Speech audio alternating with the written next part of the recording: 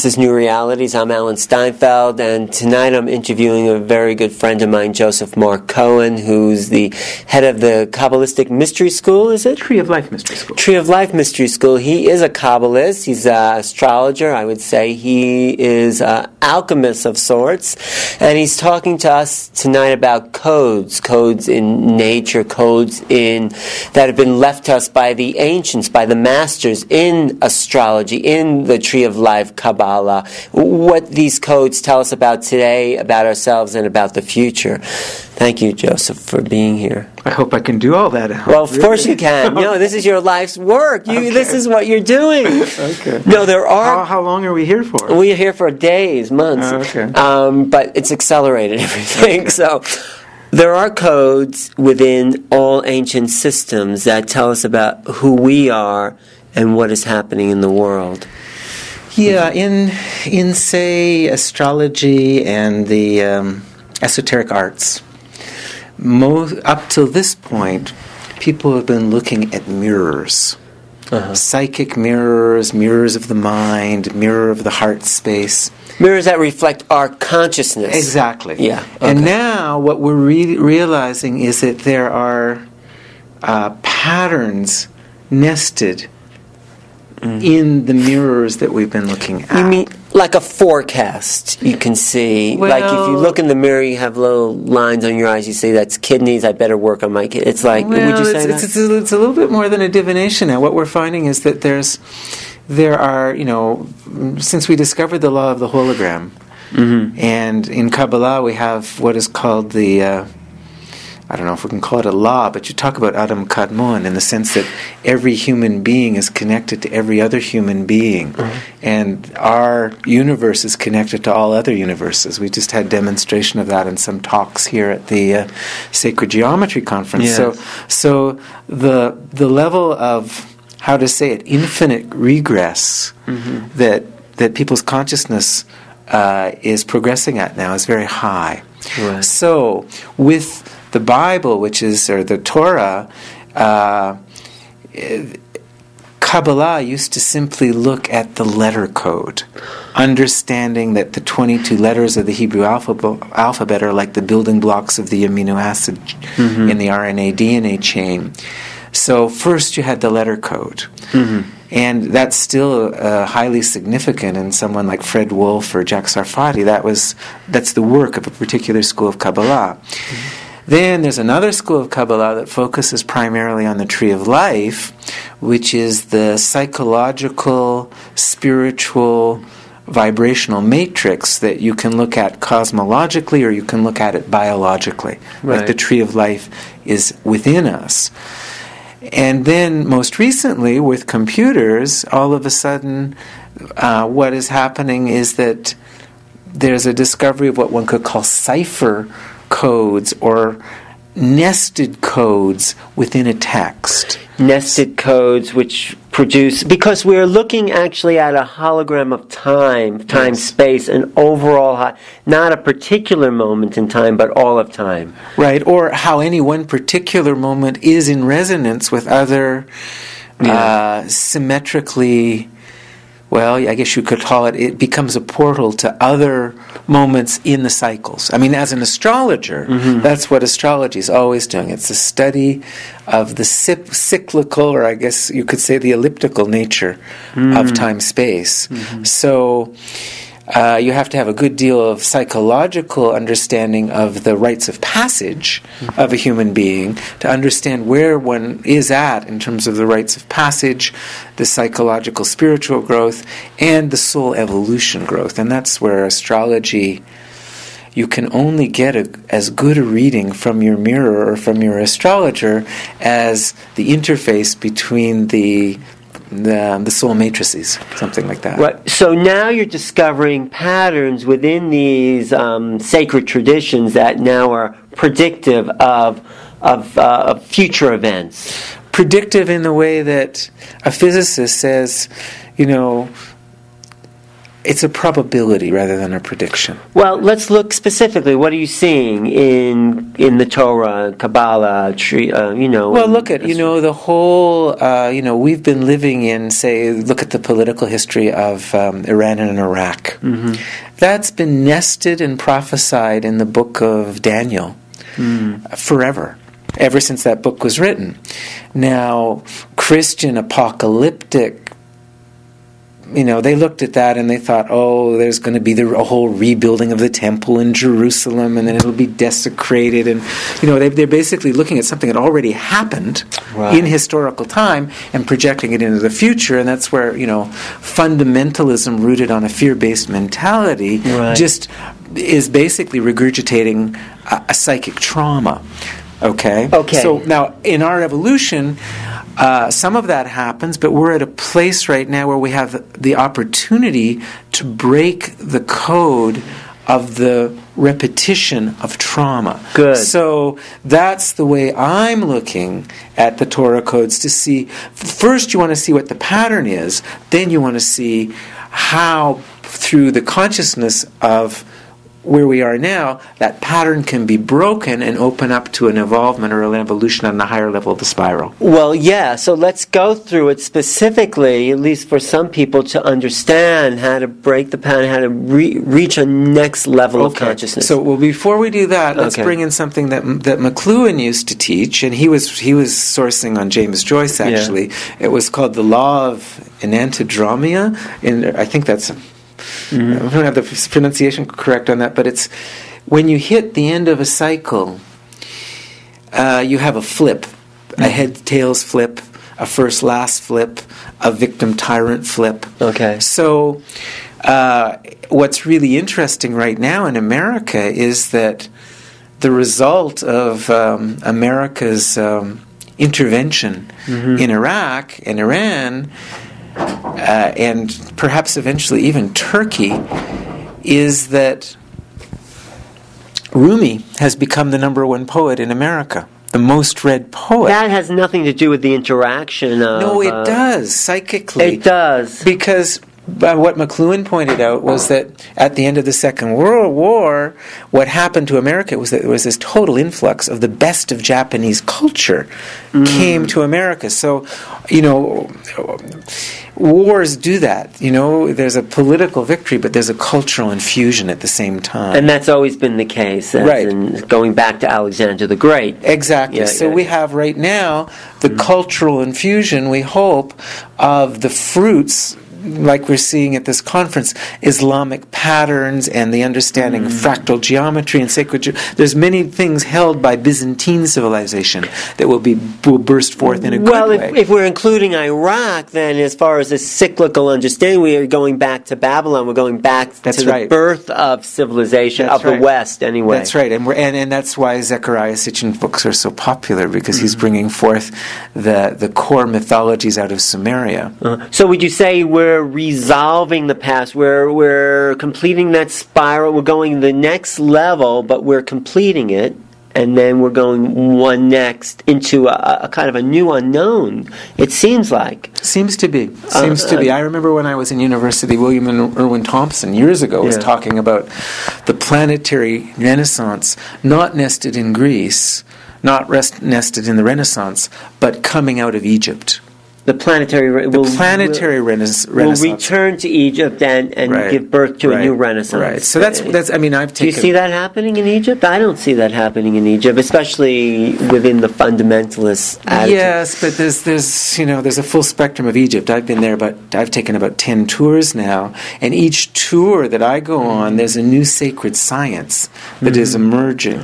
But America, as Harry Smith pointed out, is very Egyptian. The way we collect everything we can take, way we, our people are buried with their objects practically. It's very Egyptian, the science of so it is a return of the Egyptian and the knowledge base here, which came out of Egypt from Atlantis. Of course, America is the new Atlantis. So, Egypt was the kind of in-between point, the starting point for the next cycle. So here we are, the end of this cycle, and where are we going? What do you see specifically specifically predictive in these codes, in the Kabbalistic codes, in the astrology codes? Well, astrologically, we're looking at 7 years of tremendous telepathic and spiritual opening with the planet Uranus going through Pisces. At the same time, we may be looking at a couple of tsunamis and some changes in the water of the planet, and also there'll be a tremendous opening in terms of healing, and that has already begun, in how we use water, elixirs, and hold vibrations in water. So that's the... And homeopathy then will also make a kind of return, because it's basically about vibration and water, as I understand it. You know? Right. Well, I think there'll be a higher vibrational homeopathy coming through now, whereby signature codes, be it harmonic ratios or golden mean or radionic rate steps, will be used to infuse homeopathy as opposed to simple toxins that release the immune system. Traditional homeopathy. So I think, say for instance, genetic healing with DNA begins to work. Stem cell research. And So there will be the use of vibratory patterns that have known healing power with that. Right. It has to do with the quantum effects now that people are going with, and quantum sciences. I mean, everything is, even cell phones have a quantum technology. Right. And we're also in the sunset effect of, the fundamentalism of all religions right now. It's over, isn't it? It's like now Mary Magdalene's on the cover of Time magazine. And within the mystical Hebraic tradition, the understanding of the feminine and the Shekhinah vibration is coming through. Hopefully within Islam, some of the core Sufism, which is really isn't log jammed in jihad, will come forth and create a transfusion there. I took a trip to Turkey. I don't know, a few months before the bombing in Iraq, simply because I wanted to attune to what I thought was the most progressive Islamic culture, Turkey, because of the Byzantine art and because of Rumi being in Konya. Well, also the feminine aspect, like you mentioned, somebody said it has to do with this change in the millennium. Now we're at a 2,000 year, 2 being a feminine vibration, a feminine number, has more of this return of this divine feminine energy. I guess so. I'll have to go with the Hebrew calendar, 5,764, and I don't know if that's we're entering into. In this conference that I was just at, everyone's quite enamored with the Mayan calendar, looking at 2012 as the portal moment. Do you get that? People have said December 22nd, 2012. It's very possible that is indeed the pivot. But, I was talking with Drunvalo, who was in the Yucatan recently, and, Jose Arguelles, the decoding has come from one calendar out of 20 different calendars that exist in the Mayan culture. And what did Jose say? Oh my God, I forgot these other ones? I imagine he might say that, Because he started it all, in 1987 with the harmonic convergence, right? He said that was the end of the 7 hells that began with Cortez's arrival in Mexico. Right, so basically it was the beginning of the last 25-year cycle, which is... when you're at the end of a 26,000-year period of time, or in this case it was the 5th 5,125-year time, you get a recapitulation.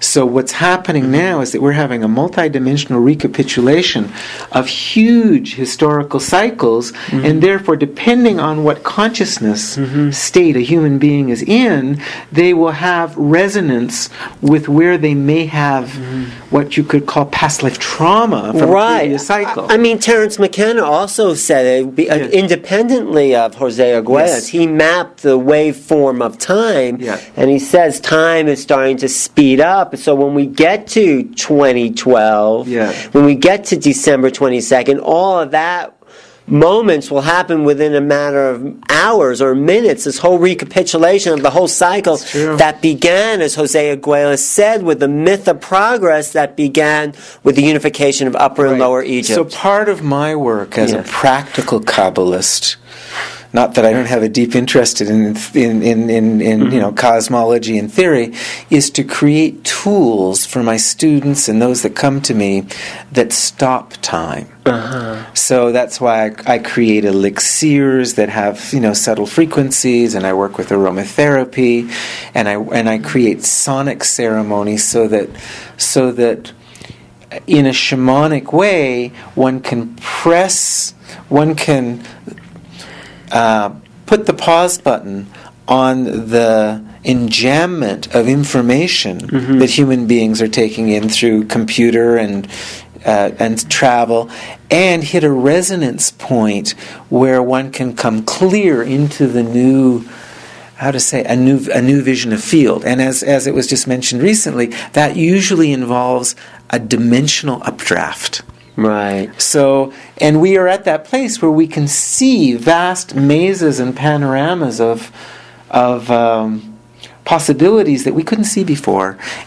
And many people end up in vertigo, meaning that they don't know how to make a choice on the table. Whereas if you can go into ceremony, and then step out of time. You can step out of time and be above the table and see what the next pattern will be. Well, that's good. I mean, your elixirs and ceremonies removes us from the drama that's happening as we build towards 2012 or whatever the drama is. And it's like I've been known, people sometimes think I'm not serious enough to be a Kabbalist because they feel that they have these pictures of people in deep Saturnian study, but what is required now is levity and very elegant reading of the synchronicities and the resonance patterns. So I try to help people be free of the embedded belief systems that keep them trapped in a particular model of reality, particularly if there's any fear-based under it. And my whole thing is, let's look at the synchronicities that are happening each moment and see what the universe itself is telling us about this very moment. So it's like I was very years ago I worked on a conference where I put Joan Halifax, Joseph Campbell, and Robert Bly together on a panel in '79 in Toronto, and very, very, very interesting views of the universe. Joan was still in the Native American pattern, was still in the beginning of her Buddhist phase. Robert Bly was certainly in his re-empowerment of the masculine phase. Joseph Campbell was looking at world mythology. But one of the things that Joseph Campbell had an allergy to was the Bible. He really had an allergy to biblical symbolism. So, and the truth is that, now we're in a post-literate society, and it's like I've written an epic poem that's rooted totally in biblical symbology, and I had to nest, a number of Star Trek points of reference for a generation that doesn't know the Bible, just so that they could grok it. No, I understand. No, I think you're doing great work, and I think especially as we start to understand the patterns of reality that are displaying itself now, and then these ancient sciences like astrology. Right. Now, astrology has to go through a real phase shift right now because be it Vedic astrology in the East, which is highly disciplined towards predictive astrology and accurate to where the constellations are, or be it transpersonal astrology a la Rudyard, which is geared to the Western psyche. The truth is that astrology needs to reference now fixed stars, or so-called fixed stars, and understand. An astrologer needs to be a galactic anthropologist at this point. We need to know how different civilizations have seeded the planet to know the soul history of a human being. Well, and we're discovering that. Yeah. And I think science eventually and anthropology will definitely start to incorporate these prehistoric modes of being. Primordial. We'll call them. Well, when we actually and those find the are records, those are the codes that are nested in us that for millennium we have not. It's only now that we're beginning to unravel the nested codes within us, and be it astrological. Right, no, and we've just been at a sacred geometry conference, and a lot of those codes are actually embedded in the art, in the forms that have come through, great art, nature. These forms are alive, and so when we start to understand these forms, we'll start to understand our place within the context of the universe. So, one of my studies that I've loved forever is just pure number mysticism, and most numerologists, they're reducing everything to like 9 numbers to find what the archetypal resonance is, whereas the Kabalah extends everything out into, what you could call harmonic grid patterns. So I built a 360 model for astrology. No one else has used that yet, but I hope they will. Thank you, Joseph. Okay. What is your website information? Sure. How can people find you? They can go to www.treeoflifeschool.com, and I've just put another one together, www.sedonastargate.com. Those are the two. I mean, we've only begun to touch some of the knowledge that you start to interweave within your teachings, and it's very. Fortunately, I will come and visit you in New York, Alan. Good. Okay. Good. Thank you. See you next time.